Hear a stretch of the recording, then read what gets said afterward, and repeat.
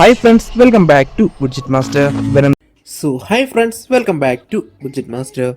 Captain America the Brave New World ഈ cinema Marvel cinematic യൂണിവേഴ്സിൽ പ്രത്യേകിച്ച് കാര്യങ്ങൾ ഒന്നും തന്നെ ഉണ്ടാക്കിയിട്ടില്ല. എന്നാൽ പോലും ഇതിന്റെ പോസ്റ്റ് ക്രെഡിറ്റ് സീൻ വരാൻ പോകുന്ന മാർവൽ സിനിമാറ്റിക് യൂണിവേഴ്സിന്റെ ബ്രഹ്മാണ്ഡ സിനിമയായിട്ടുള്ള സീക്രട്ട് വാഴ്സിനെ പറ്റിയിട്ടുള്ള ഒരു ഹിന്റ് നൽകിയിരുന്നു. പോസ്റ്റ് ക്രെഡിറ്റ് സീനിൽ നമ്മൾ എല്ലാവരും വിചാരിച്ചിരുന്നത് സീക്രട്ട് വാഴ്സിനെ പറ്റിയിട്ടുള്ള ഒരു ഹിന്റാണ് നൽകിയിരുന്നത് എന്നാണെങ്കിൽ ഇപ്പോൾ അങ്ങനെയല്ല ഇതിന്റെ ഡയറക്ടർ പറയുന്നത്. സോ അതുകൊണ്ട് തന്നെ നമ്മൾ ഇതിൽ നോക്കാൻ പോകുന്നത് എന്തായിരിക്കും സീക്രട്ട് വാഴ്സിലേക്ക് നയിക്കാൻ പോകുന്ന ആ ഒരു കാരണങ്ങളെ പറ്റിയിട്ടുള്ള കാര്യങ്ങൾ തന്നെയാണ്. സോ അതുകൊണ്ട് തന്നെ നമുക്ക് വീഡിയോയിലോട്ട് എടുക്കാൻ പറ്റും. നിങ്ങൾ എൻ്റെ ഈ ചാനലിൽ വീഡിയോ എടുക്കുകയാണെങ്കിൽ ഈ ചാനൽ ഒന്ന് സബ്സ്ക്രൈബ് ചെയ്യണം, എനേബിൾ ചെയ്യുക.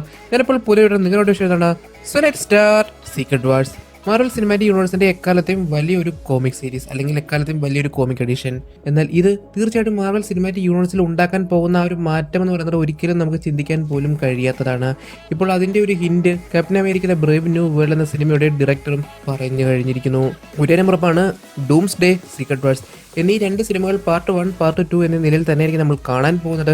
അവഞ്ചേഴ്സ് ഡൂംസ് ഡേ എന്ന സിനിമ പരിധിവരെ മനസ്സിലാക്കാൻ സാധിക്കുന്നു കോമിക്സിലെ ടൈംസ് റൺ ഔട്ട് എന്ന ആ ഒരു കോമിക് ട്രഡീഷനിൽ നിന്നും ഇൻസ്പയർഡ് ആയിട്ട് അല്ലെങ്കിൽ അതിന്റെ കഥയിൽ നിന്നുമായിരിക്കും തീർച്ചയായിട്ടും ഉണ്ടാകാൻ പോകുന്നത്. ഒന്നുമില്ല, സീക്രട്ട് വാഴ്സ് എന്ന കോമിക് സീരീസിന് മുന്നോടിയായിട്ട് മാർവൽ പുറത്തിറക്കിയ ഒരു പ്രിലൂഡ് കോമിക് സീരീസ് ആണ് ടൈംസ് റൺ ഔട്ട്. ഇതിലൂടെയാണ് പിന്നീട് സീക്രട്ട് വാഴ്സിലേക്കുള്ള കഥ അല്ലെങ്കിൽ സീക്രട്ട് വാഴ്സിലേക്കുള്ള ആ ഒരു കാര്യങ്ങളെല്ലാം നടക്കുന്നത്. നമ്മൾ ഇൻഫിനിറ്റി വാർ എൻഡ് ഗെയിം എന്ന് പറയുന്ന പോലെ തന്നെ. എന്നാൽ ഇപ്പോൾ Captain America the Brave New വേൾഡിന്റെ ഡയറക്ടർ അവസാന ഭാഗവുമായി ബന്ധപ്പെട്ട് അഥവാ പോസ്റ്റ് ക്രെഡിറ്റ് സീനുമായി ബന്ധപ്പെട്ട് പറഞ്ഞിരിക്കുന്നത് നമ്മൾ ഇതുവരെ ചിന്തിച്ചിട്ടുള്ള കാര്യമല്ല. അഥവാ ആ ഒരു ക്ലൈമാക്സ് ആയിട്ട് അല്ലെങ്കിൽ പോസ്റ്റ് ക്രെഡിറ്റ് സീനിലായിട്ട് പുള്ളി ആ ഒരു സിനിമയിൽ ഉൾപ്പെടുത്തിയത് നമ്മുടെ ലീഡർ പറയുന്നത് അവർ വരുന്നു, നമ്മൾ മാത്രമാണ് യൂണിവേഴ്സിൽ ഉള്ളത് എന്ന് നീ ചിന്തിക്കുന്നുണ്ടോ എന്ന രീതിയിലാണ്. എന്നാൽ ഇപ്പോൾ പുള്ളി പറയുന്നത് പ്രകാരം ഇവിടെ അവർ വരുന്നു എന്നതുകൊണ്ട് ഉദ്ദേശിക്കുന്നത് ഇലൂമിനാറ്റീസിനെയാണ്. അഥവാ നമ്മൾ already Doctor Strange Multiverse of മാഡ്നസിൽ കണ്ട അതേ ഇലൂമിനാറ്റീസിനെ പറ്റി തന്നെയാണ് ഈ അവസരത്തിൽ പുള്ളി പറയുന്നത്. അവർ വരുന്നു എന്ന്. അവർ വരുന്നതുകൊണ്ട് എന്തായിരിക്കും മാർവൽ സിനിമാറ്റിക് യൂണിവേഴ്സിൽ ഉണ്ടാകാൻ പോകുന്ന മാറ്റം? തീർച്ചയായിട്ടും ഇത് മനസ്സിലാക്കണമെങ്കിൽ തീർച്ചയായിട്ടും നമ്മൾ ഇതുവരെ കണ്ട മാർവൽ സിനിമാറ്റിക് യൂണിവേഴ്സിൻ്റെ അഥവാ എൻ ഗെയിമിന് ശേഷം കണ്ട മാർവൽ സിനിമാറ്റിക് യൂണിവേഴ്സിൻ്റെ സിനിമകളെ പറ്റി മനസ്സിലാക്കേണ്ടതുണ്ട്. പ്രത്യേകിച്ച് ഡോക്ടർ സ്ട്രേഞ്ചിൻ്റെ മൾട്ടിവേഴ്സ് ഓഫ് മാഡ്നസ് എന്ന ഒരു സിനിമയെ പറ്റി. എന്താണ് സത്യത്തിൽ മാർവൽ സിനിമാറ്റിക് യൂണിവേഴ്സിലെ സീക്രട്ട് വാഴ്സ്? എങ്ങനെയാണ് പരസ്പരം യൂണിവേഴ്സുകൾ നശിക്കുന്നത് അല്ലെങ്കിൽ കൂട്ടിയിടിക്കുന്നത്? ഇതാണ് പിന്നീട് സീക്രട്ട് വാഴ്സിലേക്ക് നയിക്കുന്നത് പോലും. സിമ്പിളായിട്ട് പറഞ്ഞു കഴിഞ്ഞാൽ ഒരു യൂണിവേഴ്സിലെ ഒരു ക്യാരക്ടർ അല്ലെങ്കിൽ ഒരു യൂണിവേഴ്സിലെ ഒരു മനുഷ്യൻ മറ്റൊരു യൂണിവേഴ്സിൽ പോകുമ്പോഴാണ് കൊളിഷൻ അല്ലെങ്കിൽ ആ ഒരു ആപത്ത് സംഭവിക്കാൻ പോകുന്നത് അല്ലെങ്കിൽ പരസ്പരം കൂട്ടിയിടിയുന്നത്. പിന്നീട് ഈ ഒരു കൂട്ടിയിടി രണ്ട് യൂണിവേഴ്സിനെ നശിപ്പിക്കും അല്ലെങ്കിൽ ഒന്നിനെ നശിപ്പിക്കും. ശക്തമായിട്ടുള്ളത് നിലനിൽക്കും അല്ലെങ്കിൽ രണ്ടും നശിക്കും. ഈ ഒരു രീതിയിലാണ് കാര്യങ്ങൾ കടന്നു പോകുന്നത്. മൾട്ടിവേഴ്സ് ഓഫ് മാഡ്നസ് എന്ന ആ ഒരു സിനിമ നോക്കിയാൽ നമുക്ക് മനസ്സിലാക്കാൻ സാധിക്കുന്നു. ആദ്യം ഡോക്ടർ സ്ട്രേഞ്ച് വന്നിട്ടുള്ള യൂണിവേഴ്സിന് പ്രത്യേകിച്ച് ഒരു കുഴപ്പമില്ലായിരുന്നു. എന്നാൽ പിന്നീട് ഇതേ യൂണിവേഴ്സ് തന്നെ നശിക്കുകയും ചെയ്യുന്നുണ്ട്. അഥവാ ഡോക്ടർ സ്ട്രേഞ്ച് വന്നു എന്ന കാരണത്താൽ ഒരു യൂണിവേഴ്സിന്റെ സ്റ്റെബിലിറ്റി നഷ്ടപ്പെട്ടു, അത് നശിക്കുന്നു. ഇങ്ങനെ ഇത്തരത്തിൽ നോക്കുകയാണെങ്കിൽ ഓരോരോ ഫാക്ടേഴ്സ് നമുക്ക് കാണാൻ സാധിക്കും. തീർച്ചയായിട്ടും ഫാന്റാസ്റ്റിക് ഫോർ എന്ന സിനിമയിലൂടെ നമ്മൾ ഇതിനെപ്പറ്റി കൂടുതൽ മനസ്സിലാക്കും. പ്രത്യേകിച്ച് എന്തുകൊണ്ടായിരിക്കും നമ്മുടെ എർത്ത് അഥവാ 616 ഇതേ ഒരു കാരണത്തിലൂടെ കടന്നു പോകാൻ പോകുന്നതെന്നും നമുക്ക് കാണാൻ പോകുന്നത് ഈ സിനിമയിലൂടെ തന്നെയായിരിക്കും. ഒരു പരിധി മനസ്സിലാക്കാൻ സാധിക്കുന്നു ഫാന്റാസ്റ്റിക് ഫോർ അഥവാ ഫാന്റാസ്റ്റിക് ഫോറിന്റെ കഥ നടക്കുന്നത് വേറെ യൂണിവേഴ്സിലാണ്, നമ്മുടെ യൂണിവേഴ്സിലല്ല. എന്നാൽ ക്ലൈമാക്സിലേക്ക് എത്തുമ്പോഴേക്കും അല്ലെങ്കിൽ അവസാന ഭാഗത്തേക്ക് എത്തുമ്പോഴേക്കും അവർ അവിടെ നിന്നും നമ്മുടെ യൂണിവേഴ്സിലേക്ക് എത്തിപ്പെടും.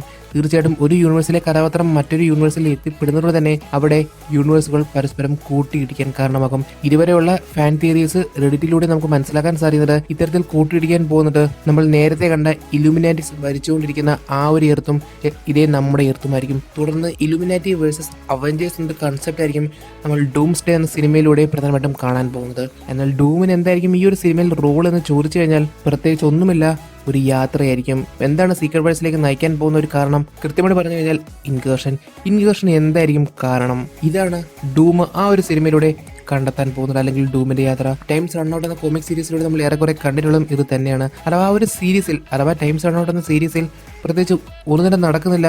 ഓരോരോ കാര്യങ്ങൾ വരുന്നു. ഓരോ യൂണിവേഴ്സിലായിട്ട് പല പല കഥാപാത്രങ്ങൾ, സൂപ്പർ ഹീറോസ് അതിനെ തടയാൻ ശ്രമിക്കുന്നുണ്ട്.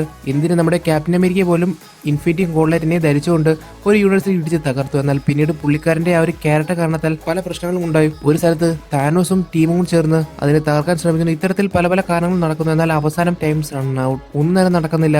സമയം അവസാനിച്ചു, ബാറ്റിൽ വേൾഡ് ക്രിയേറ്റ് ആയി. ഇതാണ് ആ ഒരു കോമിക് സീരീസിൽ നമ്മൾ കാണാൻ പോകുന്നത്. ഇതേ കാര്യം തന്നെ നമ്മൾ ഡൂംസ് ഡേയിലൂടെയും കാണാൻ പോകുന്നത്. ഡൂംസ് ഡേ അല്ലെങ്കിൽ അന്ത്യനാൾ. ഇവിടെ ഡൂം നടക്കും. ഓരോരോ യാത്രയിലൂടെ ആയിരിക്കും ഇൻകേർഷനെ പറ്റി മനസ്സിലാക്കും. ശേഷം അവിടെ നിന്ന് ഡൂം തൻ്റെ ആ ഒരു ബാറ്റിൽ വേൾഡ് ക്രിയേറ്റ് ചെയ്യും.